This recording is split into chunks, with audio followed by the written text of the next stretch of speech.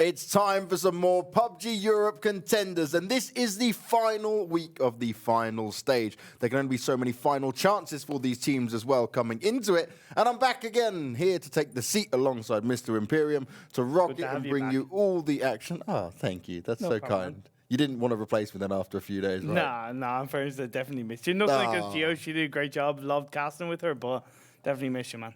I love it. Look at that, warming my heart. Warming my heart to start things off with here. But no, I was watching last week, right, you guys, and not only were the games crazy, we've had a huge turnaround on this table, and that's what's coming up here. PG18, they continue their way upwards. Airstation Mike have fallen quite far down, but they're not out of the woods. That's the scary thing for them, right? With 204 points, and you mentioned, how many points did they only manage to achieve last week? In the 17 games, they only scored 73 points. That's rough, right? That's in their mind going to play a little bit of problematic thought processes going through their heads in this one. But the biggest one, and the one I was watching in like awe, was Unity, because they were, what, 15th or 16th when I left? And I'm thinking, what is going on? Because I left on a Monday because of the crazy madness that went down with my son and having to bring him to Ukraine. I've been here working things out since then. To go from 15th to 4th. Now, what's interesting is we saw, after the first week, they did improve, right? There were slight adjustments made, but then they also had still a few games where you went, well, okay, you're not exactly ideal. They've changed the player, but maybe it wasn't for the best decision. Well, clearly, things massively changed last week. They were on fire. They scored 447 points in the 17 games. They got 3 chicken dinners. That's an average of 8.64 points per game. They toppled over people left, right, and center, and they looked like the Unity that we'd seen, only better in terms of just more structured. They looked more aggressive in the way they played the team fights and the way they played those games. They looked like how they looked on Sanhok in the group stages, only on nearly pretty much all the games. Damn. And Moops, Sanhok doesn't seem to be enough anymore for them. No. 16th place, and it's quite a distance between them and BetterLuckNxTime. Yes, you can catch up to it, but honestly, if you're 14th to 16th now, these bottom 3 teams, I really don't fancy your chances. You've got 3 days to do it in. Yeah, again, they had a bad week. They only scored 57 points. It's just they're making it so much harder for themselves. One team I do want to point out is Northern Lights. They were the first team to get 2 chicken dinners in a row in the final stage. I think it was either Tuesday or Wednesday. And they really were dominating on that day. They're still lying in 11th place overall, and they're on equal points to YMCA. So it's definitely not over yet, but to see them get those 2 chicken dinners in a row gives me confidence that they can get the job done. And Tempest down in 13th place. We spoke about them so heavily, praising what they were able to do on Group B and what they were able to do to ensure them having a good spot coming into this final stage. And they have struggled here in this lobby to keep it on. Now, one thing I'm going to notice and point out is that I look, and it's interesting, when you're not commentating, because when we watch demos back, I generally full screen. I try not to watch Twitch chat too much. Sorry, Twitch chat, I do love you guys, but like I'm trying to focus on the actual game if I've missed any of it. My problem is that when I've been able to watch now, and I am looking at Twitch chat as well, and I'm seeing also some things spoken about on Twitter, a lot of people who are in the community are very harsh on a lot of the teams here. Now, for them to be even within the top 16 teams at the moment is an impressive feat. Just because your favourite team, say it is a Northern Lights or say it is BetterLuckNxTime who's further down the bottom, right? They've not done bad. They made it to the final stage of one of the most competitive regions within PUBG, and also within a region where there is so many teams from all over Europe trying to battle it out, that you have to give them the respect they deserve. I don't think it's fair to be like, oh, well, they're bottom. They must be such a terrible team. It's like, no, they're not that bad, because honestly, they made it through the first wave, which was hard enough on its own. You just got to remember, this is 2 lobbies, Group A and B, being put together of some of the most skilled teams who have been working hard for this. They're all dreaming of getting over to the PUBG Europe League, the main event, right? This is just contenders. There's a whole nother step ahead of this, and they want to then get to the bigger events from there. So any of these teams, you could quickly see them come back next contenders and do well as well. So I just think some people should have that in their mind, and obviously it's not everyone. Most people are out there supporting, but I saw some of these comments and I'm thinking, you'd never even have a chance in this lobby. Like, you'd get bodied every day. It's true, and I've been looking over it, and yeah, okay, despite the bad performances that the likes of Moops have, despite how much the likes of maybe Jokers or BetterLuckNxTime have struggled, I really believe that the competition level is so close in Europe and it's so high that those bad results just has a much bigger impact because you can fall behind so easily, but you can also get yourself back up just as quickly because that competition is there and you can overcome it. And that's what it's all about. And also, for some of these teams, when you do go to such a stacked lobby, then you get a big learning curve because it's certainly not as easy. You do see it in some of the group stages that teams who have made it through maybe struggle a little bit more, right? And it's one of those things where they say, oh, okay, well, this is the level we're at here. This is where the level of the teams that we want to be competing up against are. So, okay, how do we get there? How do we adapt ourselves? How do we go further forward? As you guys just saw as well, it's 4 matches for today, and we'll be starting with Erangel to watch it all come down to it. But I really think now we've got to the stage where these teams are all very comfortable in what they're doing and what they know. Some teams are now just trying to prove a point, and for other teams, like we said, the bottom 3 teams who are pretty much not going to make top 8 now, realistically. Ooh, this is just like... For me, that's why I'm like, look at the games we got, the amount of games we got left, right? Do the average on how they've done, and then try and work that out if it's possible. Definitely. They would literally have to win or be within like top 4 for most of the games. I was trying to do some number crunching in my head, and I'm thinking, yeah, it's probably not happening. Like, you can even PGA team, for example, they could literally do nothing, and they're still not going to be out top 8. Yeah, fair enough. Yeah, that's fair enough. There you go. And the team that I would worry about the most, that are fighting for it and are close to it, would be Jokers, because they're the only team outside of Team Moose that haven't got a chicken dinner. So even though they've been really aggressive, they've gotten a lot of kill points. Yep. You know, when you see that kind of factor of that structure play, that kind of X factor that a team can show of just being able to put it all together to get that chicken dinner, I haven't seen it from Jokers. And when you're down to 14 games left, where it's all on the line, that's when you need to show that factor. That's when you need to put it all together and get that chicken dinner. And I wonder if Jokers can do that. And the thing is, when we see with Jokers, we was always talking about Moon and Daboom and being very individually skilled, mechanically skilled, what they're able to do within the game. It's the teamwork that needed that extra bit of work on when it comes to it. So even if they don't say make it this time, which obviously for them, they're going to hope they can make it towards top 8 this time. But if they don't, it's more about, okay, how do we come back stronger from this? Because that's what I think a lot of teams and players still have to learn, is that you can be great individually, but that teamwork is such an important factor. So true. It's so true. And I have seen them evolve a little bit from last week, where they've gotten to the later game, 15, 20 minutes, and they're still a full squad, but maybe they've been a little bit more passive. So there's also finding that balance between being aggressive while also still staying together as a team and putting all into one kind of smooth motion, and it comes together for your side. The team that hasn't come together for is Airstation Mike, as we talked about last week. They dropped down the standings from 2nd to 6th. They are a little bit more dangerous towards maybe getting closer to the bottom 12. But I also know that they're a team that are constantly looking to evolve, constantly looking to improve and build upon the teams around them and how to overcome those challenges. And I do think a lot of teams that the likes of Unity, who picked up their pace, have maybe figured out what Airstation Mike were doing and in some way countered that through their own improvement. But I know Airstation Mike, they'll have been looking over the weekend, looking back at the VODs and going, okay, well, they did this week, that last week. Let's look to step our own game up. And the interesting part as well is that Northern Lights can have military base. Unity didn't even try and fend it off, right? We spoke about that on Monday last week when it started to go down, and it still didn't have a negative impact on Unity. It's Northern Lights that are actually struggling more.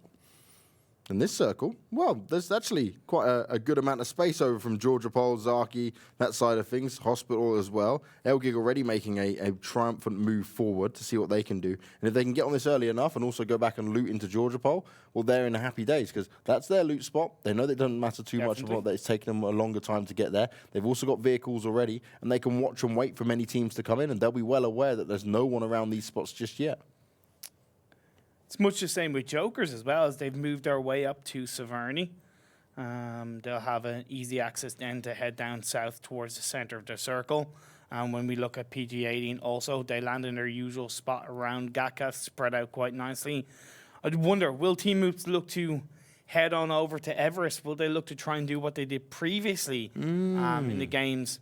We see at that point it didn't work out because they didn't seem to take control of Everest as much as maybe they should have. I remember that well, getting bullied from both sides. That was the problem. Exactly. They might look to do the same. We know what Reggie Beardock can do with that bolt action as a team. They do have that potential, but considering where they're lying in the standings overall, as we know, kind of speaks for itself.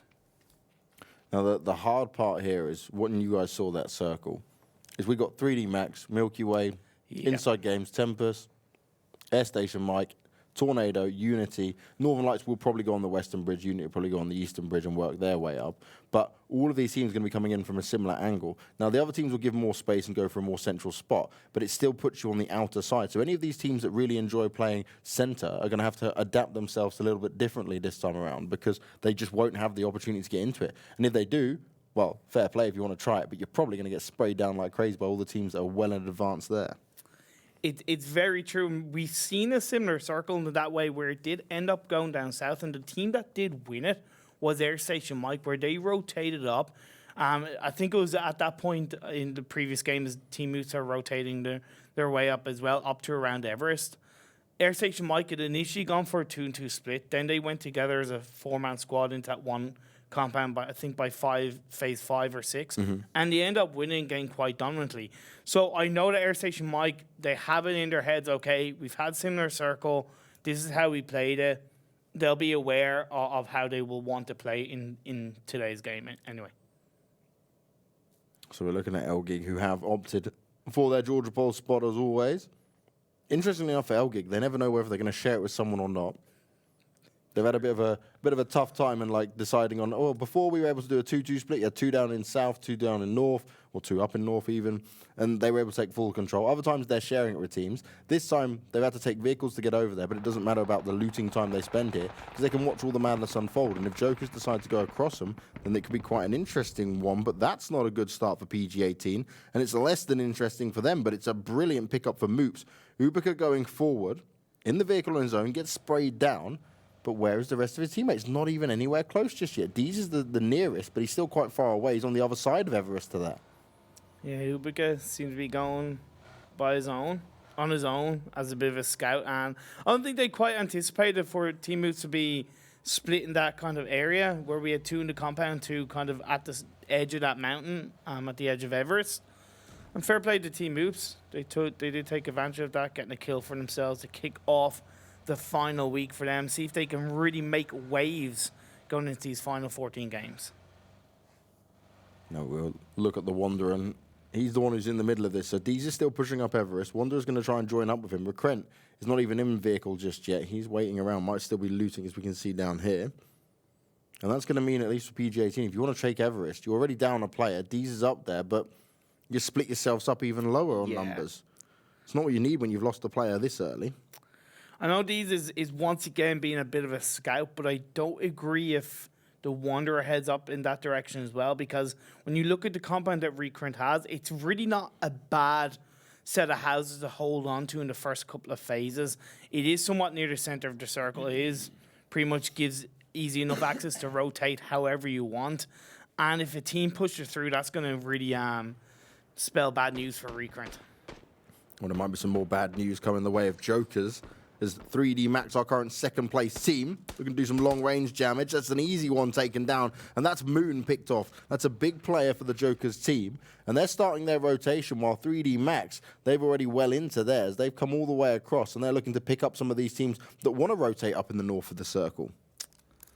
When you look at in hindsight, you got to say that maybe Joker's just left a little bit too late to start rotating in the center circle. Yes, they did have to move to get to Severny, which spent a little bit more time, but that rotation, it's so important in these first couple of phases. You've got to be very accurate and very quick to your response time. And it is all about that response time with it, right? Because a few seconds in this can be the difference between getting a smoke down that covers your teammate and stopping them getting finished, stopping you actually losing a player, being able to fight this off a bit. And Jokers would have had the numbers advantage in this, but now the rest of 3D Max are also there. So it's really an irrelevant fight for them. And they've got to be so careful of the other teams that are coming in from this side. I said this was going to be a cluster around the edge. They're still trying to fight for these middle spots, and we're going to see some action going down pretty soon because they're all going to try and come across the same bridge here. Looking at the compound that Quick Mass seem to hold on to as a bit of a 2-2 split. It's a very nice compound to hold on to. It's on the edge of those kind of mountainside areas that you can really hold good peaks, hold good angles for teams that are rotating in. As Joker's trying to connect onto 3D Max. Return fire. Phantom gets taken down. So, look, you take one of our players down, we'll take one in return. Furex couldn't react in time to save his teammate either. The rest of 3D Max now reposition themselves a bit. Now, interestingly enough, they were so focused elsewhere, he was stood still. You don't often see that. No. We look at these players, they never really stand still for that long. So for Set, that was a keen pickup, and he doesn't even need to challenge anymore. He can just back away a bit. But Furex is going to have some shots taken at him from elsewhere. And I believe, yeah, it's ghostar from ELGIG. So ELGIG is still trying to hold on to this. But ghostar's further. So the rest of ELGIG is split away from ghostar as well. So if he goes down and they take a fight with him, that can be problematic for them straight off the bat. Yeah, but I think because 3D Max have already lost a player, they're just a little bit kind of, okay, we need to find a bit of a safer position. As Arctics does connect onto Melman, takes one member of Tornado Energy down, already putting them down to 3 players rotating through from the south side. Now look at the positions we have here. Unity, still in the blue. They're going to go for a longer rotation round. And for them, it doesn't matter at this stage. You're not taking too much damage. Use that to your advantage. Stay away from some of the fights that might see you lose a player like some of these other teams have had. The new circle pops, and we're generally center, a little bit further over towards the east. Tempest will be happy with that one, though, given the rotation they're making right now. Now, Ruins is a dangerous game to play in as well. For a lot of these teams, if you want to go there for the center spot, you find yourself kind of fighting in the open in many scenarios, but also with teams that can quickly pounce on you the moment you need to move. I personally don't like that area to hold on to at all, no matter how centered the circle it is, unless I pretty much literally have to. Don't like going near Ruins or Watertown, because once you go there, yeah, it's fine. But to get out of there is so tough and difficult because you're in the open. It's so easy to get picked off. And we're talking about getting picked off. Jupsik, he finds himself surrounded by the Airstation mic players. Hugstar, though, ooh, luckily he made it inside the door. He got picked off by Hawkeye. Not too long range, but a good amount of distance on it. And that means that Moops have moved their way down away from Everest. At least Hawkeye has for now. Artix and Kissick are going to try and deal with the YMCA players. Sampula trying to play it smart, but a prone down player. He can't see him for now. Sampula looking for an edge and an advantage to play with it, but he also needs to keep his wits about him because he's not the only player. Kissick from the side, able to get the first knock in, landing it via a headshot, drops a nade in as well. And this is working out massively well for the BetterLuckNxTime side. YMCA heavily under pressure, and they don't know how to push out of this just yet. They may have got the kill onto Artix, but is it going to be enough here? Kojuti, he's trying to shoot out a little bit more, gets the nade over, but at the moment, he's just throwing nades out, hoping they're going to connect with someone. There was team moves that were helping the side of YMCA connecting onto Arctics to begin with. That did put BetterLuckNxTime under a bit more pressure, but they've been able to get away from that. They've been able to rotate in the angles that are protecting them from team moves while also being able to connect onto the side of YMCA. Kajuti just goes past that window. Fate tries to connect those bullets on, but does not find it. But they will have information to where the side of YMCA are in that building. And that's what Fate is trying to play off here. All the information that they have, well aware of what's going on. BetterLuckNxTime, they don't want to get over-aggressive with it either. They know that could be a costly mistake. They've already lost Artix. They're up at 3 kills. They'll be hungry for these final 2 to make it 5. When you look at the fact that YMCA are 11th overall in standings, BetterLuckNxTime are 15th. There's only around 20 points plus dividing these two teams. It's very important that you do your best to keep yourself alive. This is only game 1, but every single point counts. And that's a huge factor in this all. We're at match 35 out of 48. We will be finishing on Wednesday this week. There'll be no more games, right? What's even wilder about that is any teams that get off to a slow start, that's when you start to think, well, if I just picked up an extra kill here, and that's what it comes down to. That's why every game of PUBG is so important to you to try and get yourself into that top spot. It's like the most unforgiving. That's the thing. It really is. It's that's why I have so much respect for all these players and all these teams because, yeah, we talk about multiple times that chain reaction of like one little mistake can set you off down a path of just a downhill that you can't really control. You do your best to, but one thing after another just does not go your way. Now, I like this for Milky Way. They've not crossed over just yet. And even with this new circle popping away from them, it's kept them out of harm's way for now. They've still got 4 players up and running, and they can just work their way down however they see best fit. Joker's in a similar position as well, but ELGIG, you can see it on the screens. They're just looking and waiting for it. Remember, Joker's lost Moon already. You gotta give credit to Jokers. They're making a play, going around the coastline, avoiding shots being popped out by ELGIGANTEN. They're gonna head into ruins.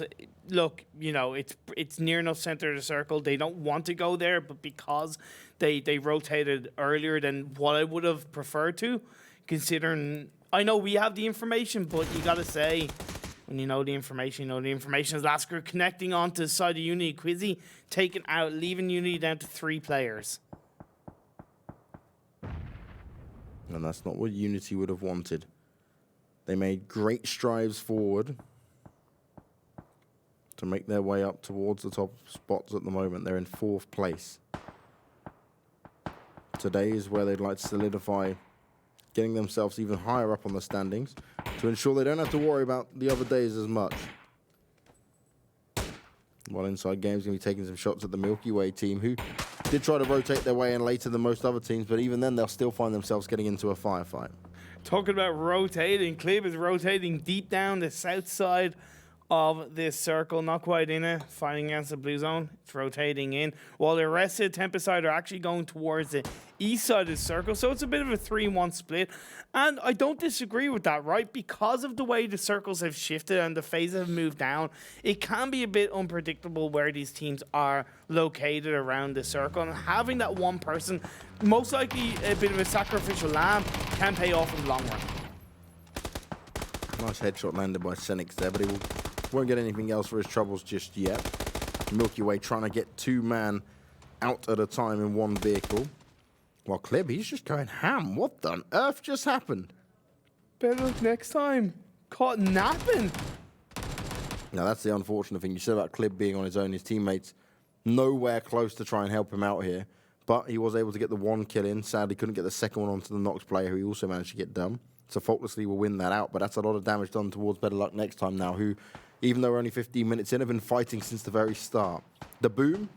You'll find the knock onto DP eventually. But can they get any more done here? Especially for Jokers. They've got themselves down in ruins. We said it can be quite an open area to fight from here. Especially when you have to rotate out. It'll be all eyes on them when that time happens. You said to yourself, getting out of there can be definitely unforgiving. Now, when we look at the teams that are definitely in the best position, Airstation, Mike, and Team Oops. The good thing for Team Oops is that they're still a full squad. They have a 2-2 split, 2 on the side of Everest, and 2 members are down in that compound, so they can easily shift out. Whereas Airstation, Mike, right now, they have really a prime location on kind of around the edge of the circle, where they can catch the teams that are on the east side, rotating in, pick them off one by one. For Northern Lights, they got in their vehicle straight away there. They're going to make their way across. Orange from Unity, trying to battle off with some of the Tempest players. He's going to back away, though, as he takes some damage himself, and he's going to group back up with Anuctive and Snoopy. But they're still having a few shots poked at them from the InsideGames players. InsideGames have been taking shots at multiple teams, but yet to do some big damage to really give themselves a nice step up in this game. We still have 52 players in 16 minutes. You know what that means. The next rotation, or even this rotation, will just end up being pure madness that no one wants to actually be a part of, but they're going to have to suffer through it. Now, Unity going to go and push themselves through the blue. Phase 4 damage is not damage I like to personally take, but some teams will take the risk for it. They will try and hug on the edge of the circle here and work their way in to take as less damage as possible. But they don't just want to straight send it because they know what's around them. They've been taking shots from other teams, and they understand the terrain that's in front of them. You see Milkway connecting onto ELGIG quite nicely, knocking down one member. They're fighting to get into the circle as InsideGames are also pushing their way through outside of Watertown, trying to dip, dive around those mountain hilltops, getting help from Mook from last crew. That's actually huge, though. So YMCA go down. They've been fighting for the longest time. It's PGA team finishing them off. Odstrelovac here, trying to deal the damage onto the Tempest players, who were under fire from last crew as well, which meant that didn't matter what InsideGames did there, Tempest were going to go down either way because they were out in the open. They didn't have too much to hide behind. And Odstrelovac's going to go and finish one off and get the second, and he's hardly had to break a sweat.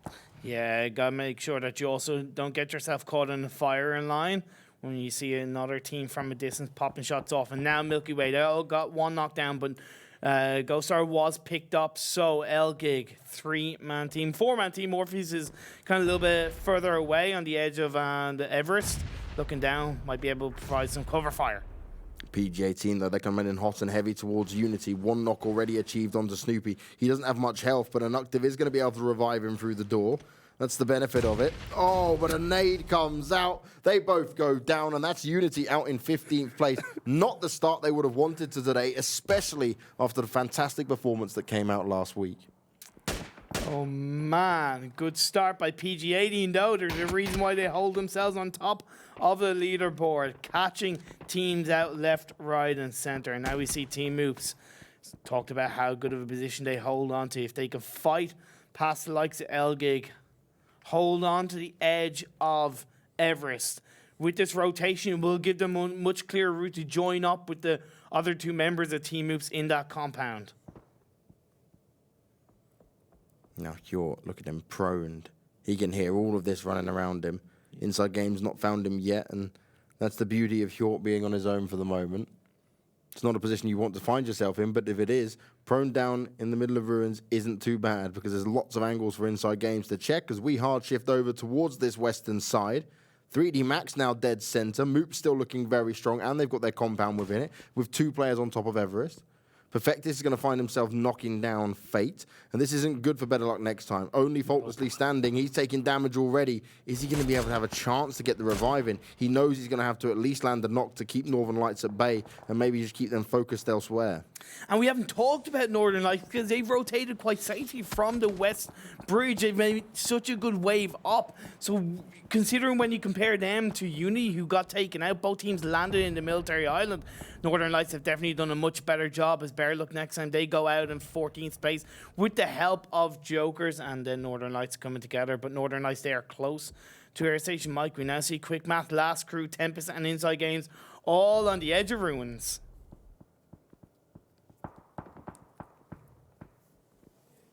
You know, Airstation Mike. For them to work their way in isn't going to be too hard, especially if you've got Jazza in a better position there. Yep. Milky Way go down. Some die out to the zone. Others die out to the Jokers. And Jokers, at least, despite losing that player early on, they're still putting themselves in a nice spot. The fact that Hjort's even able to get 1 kill here is impressive alone. He does manage to get the job done. But that's only going to see Tempest out straight out in 12th, which isn't what they would have wanted here, especially given how close they are to actually having an opportunity to get within the top 8 once again. So many teams fighting with this circle coming in, and they can't take this phase 5 damage. AKA Skills. He's the last one actually standing here for Last Crew. All it's going to take is 1 well-placed nade. I don't think Quick Math have a chance to even throw it in that direction because they're facing pressure from Airstation Mike. As InsideGames, they're also trying to fight against this blue zone closing in. Phase 5 isn't good to be going into the blue zone for. As we see seniks, Pixlix and Zampeek running through. Quick Math get taken out. Not what Quick Math would have wanted either. A lot of these teams that were really trying to fight this week for extra points. Not starting off too strong here, but this has been pretty difficult to rotate around. The Boom looking to do some serious damage, and that's exactly what he's done. Nade landed on top of the kills, and the rest of InsideGames die out to the zone. That's going to be a nice spot for them to take, and that's his InsideGames, despite getting a few kills, going out in 10th. Whoa, okay, Set missed that shot onto Hugstar. Feels a bad man indeed. Will he pay the price? Coming right up in the direction of Airstation Mike. The smoke is protecting Hugstar for now. Tab does connect on the fake. Hugstar gets caught out, leaving ToWzErA and Jazza left standing. I don't think he ever expected 2 players to be pushing on him. He had previously only seen 1. The Boom, he's not done yet. We speak about his individual skills and ability, but the rest of his team is stepping up around him, and the Jokers have managed to eliminate Airstation Mike outside of the points. What the hell, Airstation Mike? No, I mean, Jokers, you absolute monsters. Great job by Set and the Boom coming in strong, coming in clutch for their side. We're down to 7 teams, 18 players in the space of around 4 or 5 minutes. We've gone down from roughly about 50 players to 18. Absolute crazy madness, mainly from that shift that forced these teams on the East to make their way in. And the final two 3D Max players are still prone down, waiting for teams to get closer towards them in the middle. They've still got central spot here.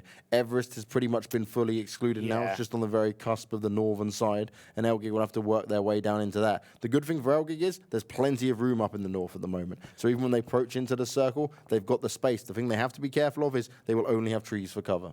Yeah, it's so tough for Elgig. That's part of the reason why they're splitting up. They're separating, going in a 1-1-1 down that hill to try and make their way down slowly and surely, hoping that the teams that are around them inside the circle are facing the crossfire. And we see Elgig connecting onto Reggie Beardo. That's one member of Team Moots down for the count, putting them down to 3. Then Morpheus connecting onto the example of Tornado Energy. So this is giving Elgig a chance to move in as a fight against the teams around them. Oh, look at this from 3D Max. If you're Elgig, though, I'd look down at that and say, okay, 2 cars that are lined up quite nicely here. Now there's a smoke down as well. It's definitely giving away the spot. But, I mean, up until that point, 3D Max were living in a wild ride dream where if them cars got sprayed down and everything went boom, they'd probably go boom around it. But Deep might go boom as well. There we go. Bide the boom. Boom, boom, boom. I want to party in my room. I was wondering if you're going to make a Venga Boys reference right there. As Northern Lights get taken out in 7th place, 6 teams, 14 players. 3D Max, they know that Elgig are up there because they heard the shots. They heard the connections that were being thrown out by Elgig. So they have an opportunity to really put pressure on the side of Elgig. The good thing for Elgig is that they made their way down the hill into the circle for now. PG18, they're looking strong. They're a 3-man team. They hold on to the whole of the southwest side of the circle, completely unoccupied by any other team. 2 are going across the road on the west side, and then we have these on the kind of more down the direct south area. See Elgig from this northern spot able to do so much damage. Morpheus landing more. Wanderer's actually chiming away in as well and putting Tornado to rest in 6th place. But just that position they've got on this northern side. They've got the trees for cover. They've worked their way down without taking any extra casualties. Remember, they only had 3 players from this point anyway. And now they get a knock onto Noki. Wow. That means Furex is the only standing player left for 3D Max. And the circle still favors Elgig. This is huge for these guys. It really is huge. Now, you got to say, maybe they've been helped with the fact that Team Moose haven't been as aggressive in their area, in their compound that other teams would be, right? So Elgig have had far more space on the east side of the edge of the circle compared to if another team were in Team Moose situation. Marcelek is playing slide to the left, slide to the right, and making Hawkey guess which way he's going to go next.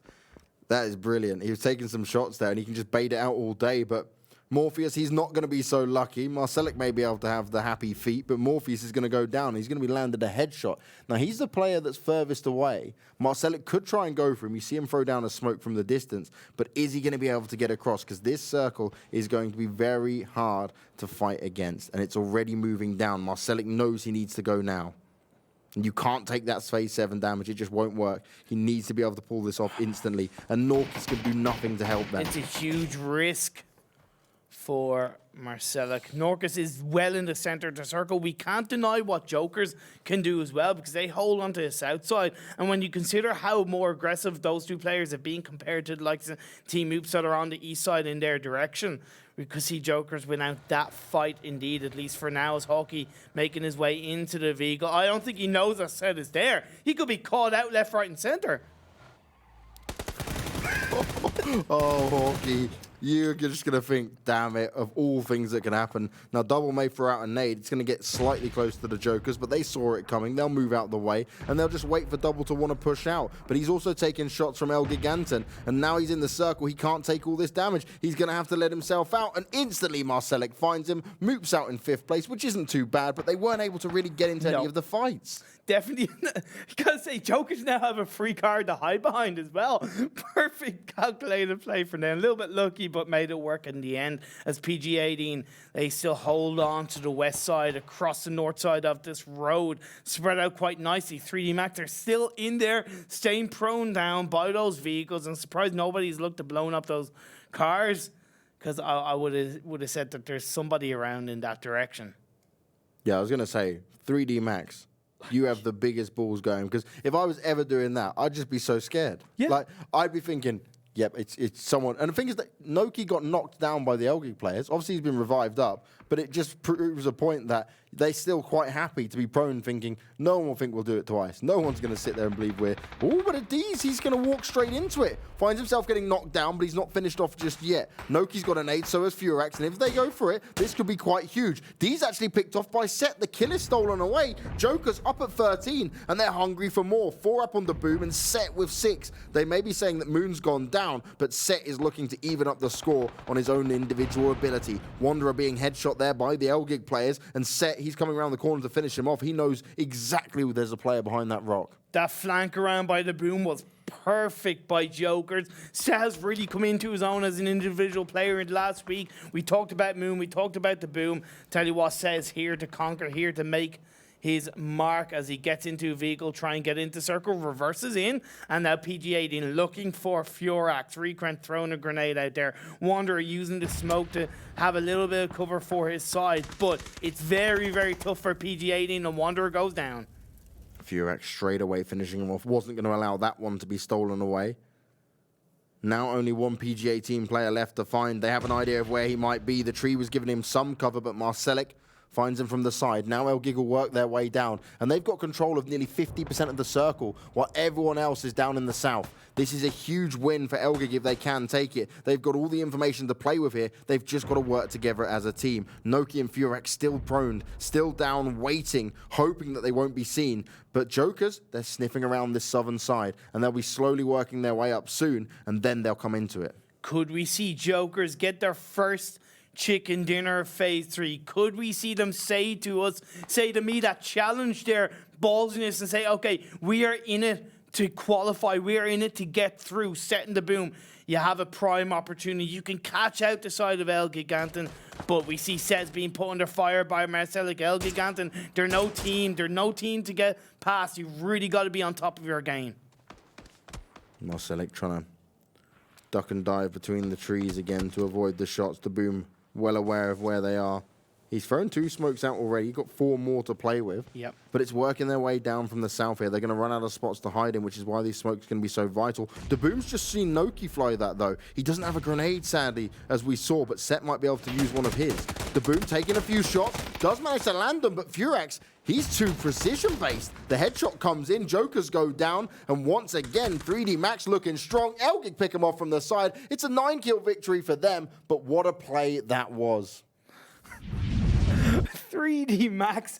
Well, for about 10 to 15 minutes, they were just 2 members prone down, held out, center circle by those 2 vehicles. Yeah. Noki got knocked down by Elgig at 1 point, got revived back up, stayed quiet, took down PG-18, then ended up finishing second.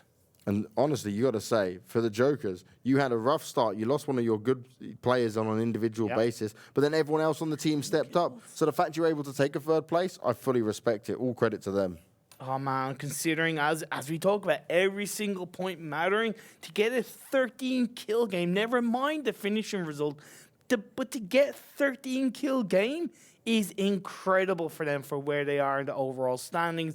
They're going to help their cause. Team Oops finishing in 4th place, getting, I think, 3 kills. So not the worst start in the world, but you got to say they've got to pull out of Jokers at this stage. They've got to kind of find their aggression, find their foot, and push through the other teams. And the thing is, the fact that Jokers are able to do that with just 3 players for the longest time and then into 2 at the end, like they lost Moon, what was he, the 1st player or the 2nd player down? The 1st player by so 3D there Max, you go. actually. So this is a crazy thing, and he was still able to do it. And that's when it comes down to, if you can work together as a team, if you can keep playing it smart and don't give up just because you've lost a player, then sometimes it can work out massively in your favor. But Elgig, I've got to say, pushing down Everest is never fun. You're out in the open. Like I said, you only got trees for cover. True. You're limited on where you can go. And they just took control. You said it yourself. They split apart, had it all solo players. Meant that no one could be easily focused down. They had plenty of room to hide behind. And Marcelek, he had happy feet. I'm not joking. This guy, left, right. And he wasn't being tagged up. He was avoiding all the shots coming out towards him.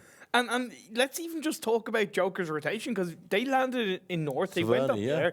They travelled down south. They got 1 member got caught out. They then rotated in their vehicles past Elgig, who were firing in their direction, went down to ruins, got past all the craziness in runes between, I think, Tempest, Milky Way, Airstation Mike. They pushed through Airstation Mike, and then they went down south. It was such a nice rotational play by Jokers that we don't really normally see from them. No, and that's a huge play for them. But Unity, Milky Way, coming away with 0 points this time around. Yep. And for Unity, after such a good week last week, I hope this is just a one little blimp they had and they can turn things around going into the rest of the games. Oh, man. And then we see BetterLuckNxTime getting 4 points. Not the worst start in the world for them. Would like more, of course. They pretty much need more. Tornado Energy getting 2 points inside games, again 3 points. Tornado Energy inside games, they kind of hold on to a solid position, 5th and 3rd respectively. So it won't be the worst thing in the world. But ELGIG, 19 points. Jokers, 18 points. 3D Max, consistently solid 10 points. And PG18 with 9. Not bad at all there in terms of points for those top teams. And for Moops, they're getting theirs ever so slightly, but couldn't it be that little bit too late? I said about it. Yes, you'd have to have huge performances. They need to have better performances than this throughout every single game if they want to have themselves a shot at coming within this top 8.